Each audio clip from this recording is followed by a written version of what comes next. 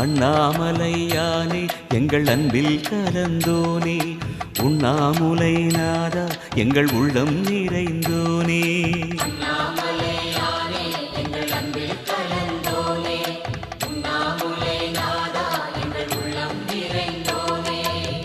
சிவமயமாக தெரிகிறதே, சிந்தையில் சிவயோகம் வருகிறதே, சிந்தையில் சிவயோகம் வருகிறதே.